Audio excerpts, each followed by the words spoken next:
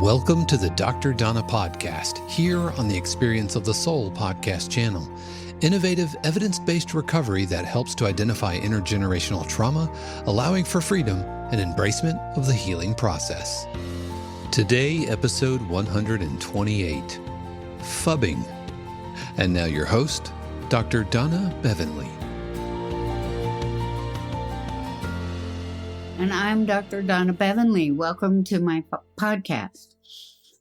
Today, I'm going to talk about something that I haven't talked about before, except I did a while back, but it was kind of in a different way. The other day, ran across an article in a magazine called Style on what you call phubbing, and that's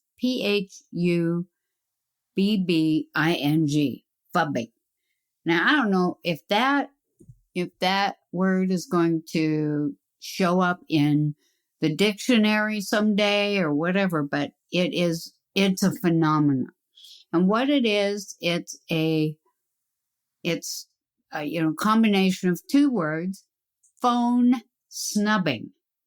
Now, sometimes when I bring that up, people go, oh, yeah, I know what that is, and most of us do if we're paying attention, unless you're a phubber, because that's the word. It's like a phubber and a phubby.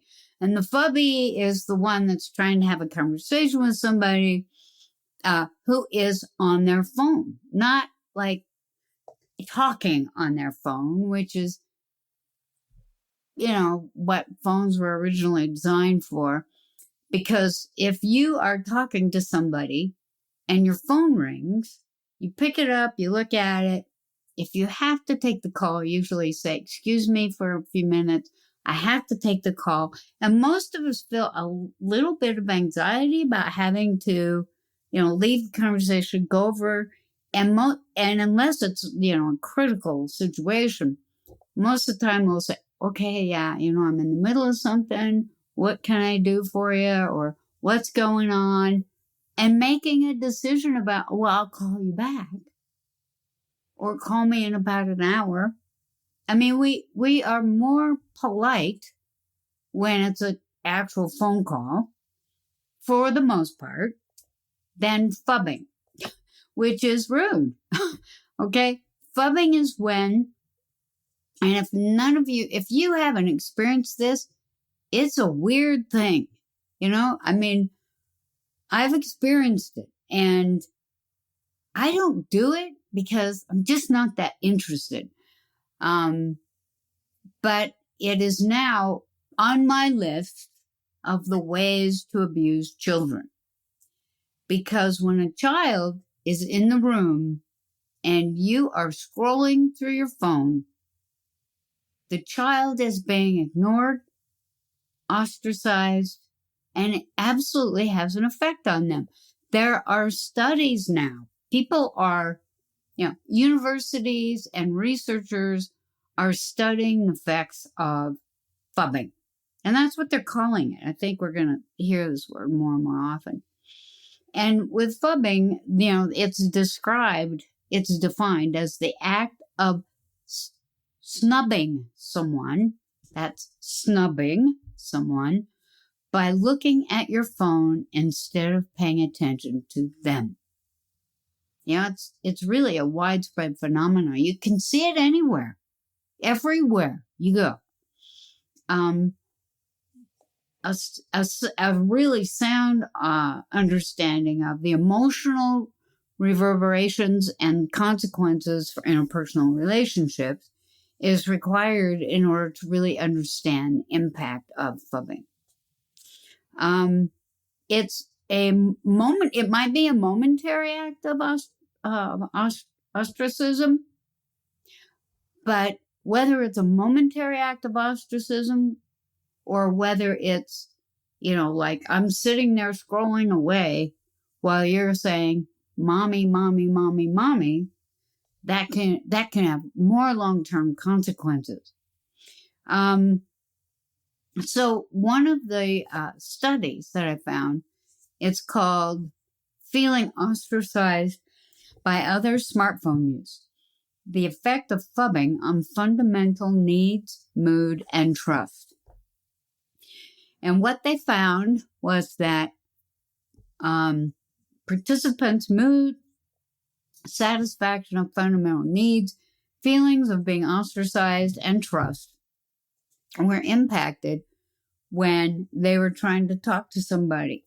So, to give you a short version of this, in the study, participants remembered a situation in which they were either phubbed someone else, or experienced and attended an attentive conversation. In another study, different phubbing behaviors were manipulated during the ongoing conversations. So, the results from both studies suggested that phubbing triggers negative mood and feelings of ostracism and threatens fundamental needs. Study 2 revealed that these effects were stronger when phubbing occurred 3 times versus once, and it further demonstrated behavioral consequences of phubbing, namely that trust in a trust game, that, the kind of trust game where you fall into someone's arms, or you tell people something that is really important to you. It's a trust game, was reduced when participants were phubbed 3 times versus once. So, it's such a phenomenon that psychologists and human science professionals are looking at this. There's so many studies going on right now, and they all seem to come back to the same thing, and that is that when there's a lack of interest in an ongoing interaction with a phubbee, okay, that person feels disregarded, they feel ostracized, their fundamental needs, and the fundamental needs I'm talking about are belongingness, the feeling like, oh, I belong here, and it's important to you that I'm here, and whatever I'm saying to you is important to you. It has a fundamental impact on self-esteem. I mean, think about it. This isn't rocket science. When you're trying to talk to somebody and they're scrolling through their phone, you feel dismissed. You feel like, why am I here? You feel like you don't matter. It impacts the feeling that you have of control over your life. You're trying to have a conversation with somebody that's really important to you, and you can't get their attention. Long-term studies, I think mostly on children, we're going to find that it has an impact on a sense of a person's meaningful existence. Think about that for a second. If you are a child and you're being phubbed, meaning that you go up to your parent and you're trying to get their attention, and they're looking at your phone, they're looking at their phones, they're, in the, what I've heard called Instagram hole. I don't know what that is, but my guess is that it's like you're going through Instagram, or you're just, scrolling the news, or just, there's so much information on a phone. You can get lost in that process, and someone's sitting there, a child is sitting there trying to get your attention. And after a while, the child will walk away.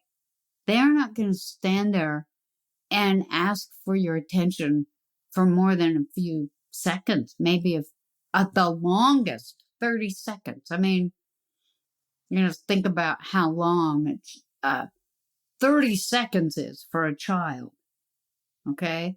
It's that, time is relative thing that Einstein talked about, where, if you are a 3-year-old, a 4-year-old, and you want some attention, 30 seconds is forever, ever. For me, 30 seconds isn't long enough. But for a child, it's an eternity. And so they're trying to get your attention for 30 seconds. That's a long time. Usually they walk away. I've seen children do this. I've seen it in grocery stores. I've seen it, in people's homes. I've seen it out on the street.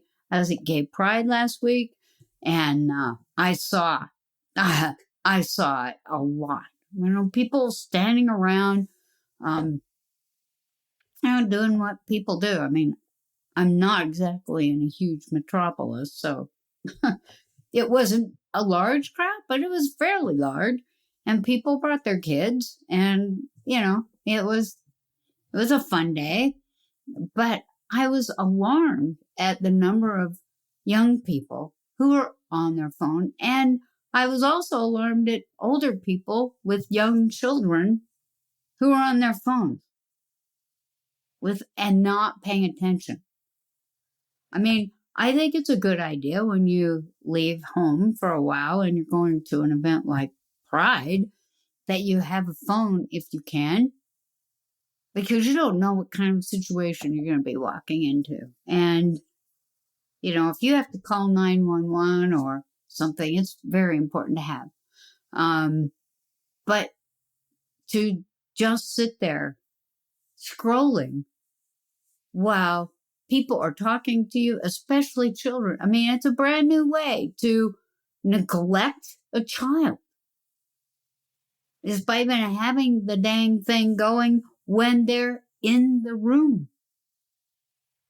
So I would like to suggest that this phubbing thing needs to stop now. Now I will tell you that if you are a parent who sits while their child is playing in front of you or trying to talk to you or watching a show with you on TV, whatever your child is doing, if you're there, they want your attention. And, unless you are a full-time mother or father who doesn't have a job, who doesn't have friends, who doesn't have anything going on, you're probably paying attention to your kid a lot. And so if you want to go over and, look at your phone once in a while, I don't know what that would do, but I'm just telling you, most people are busy. And so when it comes to giving time, attention, and energy to your child, which if you've heard me say this once, it's ad nauseum. What do children want? Is all you have to do is think about what it was that you wanted as a child. And that was time, attention, and energy from your parents in a positive way. And, it was just time, attention, and energy. I have a grandson, that. He has this funny little thing with his grandmas, the two of us, where they will FaceTime with us so that we can have a little FaceTime with him. And we'll say, "Oh, hi, how are you?" And, and he'll, just look at us and smile sometimes. And he'll tell us some things because he's quite verbal now. He'll tell us some things that he's been doing and how's your school, which is, a little daycare 2 days a week. Just we'll ask him questions. He answers them right away. And of course, he doesn't really ask us questions unless he says something like, "Are you at home? Are you in the car coming to see me?" But eventually, he gets around to, he takes his parents' phone and he puts it on the floor right next to where he likes to play. And he'll put it on the floor and then he'll start playing. And he'll say, "Watch me play." And we'll sit there and watch him on the FaceTime while he plays. And that could go on for a long time because he loves that we're watching him play. My point is, that's how important it is. Even if you're not interacting, if your child is in the room, they want you to notice them. I would tell you, I have had experiences where I'm trying to talk to somebody that just talk to somebody. Like a friend or a family member or, even I've seen it when I go into the doctor's office. And if no one's really in there but me, I can stand there and wait to get checked in because they're busy on their phone. It's like, really? This is happening? And at the stoplight, oh, that's a good one. People are scrolling on their phones all the time in stoplights. And so when the light turns, sometimes you have to honk more often than ever before. Anyway, it's a way I got off track there. It's a way to abuse your child. Think about the message that you're giving a child when you're looking at your phone and they either want your attention or they're in the room. The message is very clear. I don't count. I don't matter. Your phone is more important than I am. And I think I mentioned last time, there's this, yes, I did, the current generation, like 20 to 30-year-olds, I think they're Gen Z. Didn't I? I kind of forgot. Gen Z. And while I was, I need to do some things with my phone and watch and all that.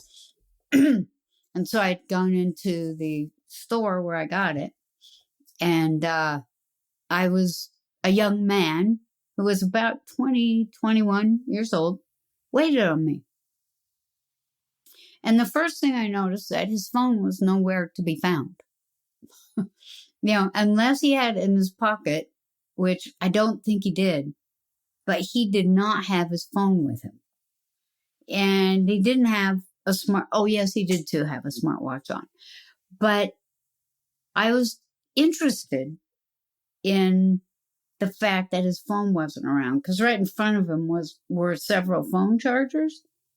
And I expected that his phone would be on one of them because I looked around the room and some people had their phones on the phone charger. And we got in a conversation. I don't know how it happened, but we got in a conversation about phones and, Facebook and all that kind of stuff. And he just said, I am not interested in what people are saying about their food. I don't want to look at pictures of their food. I don't want to, I don't want to know what everyone in the world is doing. He said, I don't want to know all the bad things that are going on. He said, I think my generation uses the phone to talk to somebody or to text somebody. And usually the texting is just about meet me at blah, blah, or I'll be a little bit late. He said, we talk to each other. And, I said, yeah, I think that's true. And the reason he said, I said, why do you think that's true? And he said, phones and all this technology we've grown up with. And we know that it's like, why are everybody wasting their time? There are real things going on in the world. It's a huge distraction for all of us. And so, my experience tells me, because I still work with people who were abandoned, abused, or neglected as a child. And when it comes to phubbing, I believe that it is both neglectful because the child is wanting your attention and you don't give it to them. Instead, you're looking at your phone, and it's abandonment. Little children feel abandoned emotionally by a parent or any other adult in the room who they want their attention is scrolling through. I've in the middle of conversations, trying to be in the middle of conversation with a phubber. And I've had the weirdest conversations sometimes with phubbers because I'll be sitting there talking about something, I don't know, whether it's, usually I try and talk about something important, either to me or to the situation or whatever. And all of a sudden I'll say, oh, listen to this. So-and-so, says this. And it's kind of like totally out of clear blue sky that they're saying these things. They're not even part of the conversation. And of course, it's like I have pretty good self-esteem. If you know anything about my history, it's got some holes in it. But, I have some pretty good self-esteem. I worked hard on it. But it's like I go, wow, you don't really value me much at all. I think it's time for me to go. And I will say, okay, well, it's time to go. I don't care what we're doing. I've been to a few restaurants, in the last 4 years. And I see people, on their phones in restaurants. I have seen, it's unbelievable how people are using those phones. And this young man, he said, we don't really do that. It's not interesting. But the thing that really caught my attention, he said, we talk to each other. People in my generation, people in the generations behind me, this technology was brand new. It's like, wow, this is amazing and surprising. But for me, I'm not terribly interested in having my eyes in the phone all the time. I don't care. I look to see if I have text. I look to see if I have emails. I look to see if I'm up in the mountains, if I'm going to get hit by lightning. And the trail, there's some cool things on the phone. Now, I have one called All Trails, and I can download a trail map on my phone. And that map will be there forever, so I don't have to lug around paper, right? Lug around paper maps. But paper maps get old and they get, torn and crinkly. And it's like, is this trail going through there? Or is that a fold or, that kind of thing? So it's all, it's useful. Find a use. Use it for that reason. And I would say soon as possible, because your relationships are becoming impacted by this. You may not realize it, but the people who are trying to communicate with you and you are phubbing are feeling like they don't matter, they don't count, that they might as well be a rock sitting in the room. Their needs about wanting your attention and having a conversation with you are not being met, and they believe it's about them. Some people are, have enough esteem that they know, oh, you're whacked out. I think I'll leave now. But mostly people feel like I'm not very important. I'm sitting here having a conversation and you are looking at your phone. That is what happens to people. Happens to everyone. But the impact on children and on this generation that, this young generation, of babies and little kids, people who are little kids and babies right now. I'm interested to see the impact on them. I hope that you take my advice. I don't give it out a lot, but stop phubbing. Find a way, because it's addictive. Oh man, people are addicted to this. Walk in the house, put your phone somewhere. Turn on the ringer in case you need to hear a phone call, and leave it. There is absolutely no reason to have it at the dinner table, to have it at a chair where you're sitting. If you've got children, just leave it somewhere. You can hear it if it rings and you have to go answer the phone. That's fine.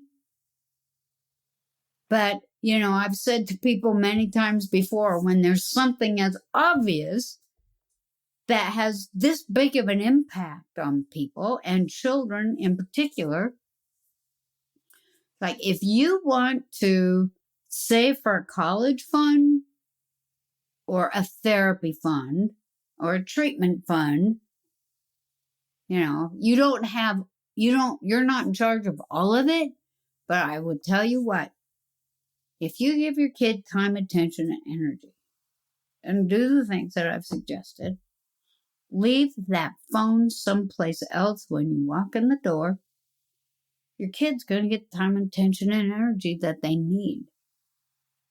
And so they're not going to be trying to find ways to distract themselves. That leads to some serious complications in life. So, unless you want to start setting up a therapy fund or a treatment fund, get rid of it when you walk in the door. Unless you want to spend some time in couples counseling, get rid of it when you walk in the door, because adults who don't talk to each other, not a good thing. People feel dismissed and ostracized, abandoned, and useless. So if you're a phubber, stop it right now. And if you're a phubby, like you're on the other end of that, have a conversation about who it is you're trying to talk to, and say, just please stop looking at your phone while I'm talking to you. That's, and if they don't do it, you might need to reevaluate the relationship. Okay, there it is. Phubbing. You heard it from me. Thank you for listening to the Dr. Donna podcast here on the Experience of the Soul podcast channel. This channel is made possible because of listeners just like you. If you would like to support the channel with your tax-deductible contribution on an ongoing basis or through a one-time gift, head over to experienceofthesoul.com/support.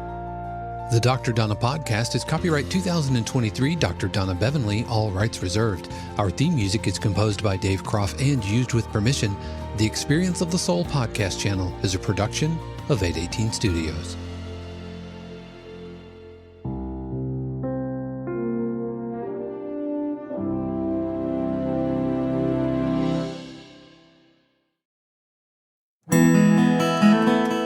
Hey friends, Sean here, your Experience of the Soul producer. I want to take a moment to tell you about something truly exciting. The SoulWorks online community, created by your host, Cynthia Alice Anderson, and available on the Mighty Networks app. If you're looking for a place where you can explore your spiritual path, connect with others, and grow in a meaningful way, then this is for you. SoulWorks is so much more than an online community. It's a safe, inclusive space for spiritual exploration, self-discovery, and personal transformation. Inside the community, you'll find everything from uplifting spiritual studies to soul-centered growth practices, meditations, affirmations, and so much more. It's a space where you'll always be supported and never judged. The best part, membership is free. You'll have access to powerful resources, inspiring content, and a supportive group of like-minded people who are all on their own unique spiritual journeys. And if you're ready to dive deeper, there are premium options available to enhance your experience with a live Monday night talk series and extended, deeper meditations. If you're seeking a place to connect, grow, and nurture your soul, we would love to have you join us in the SoulWorks community and see where this journey can take you. Visit my.soulworkscommunity.com today.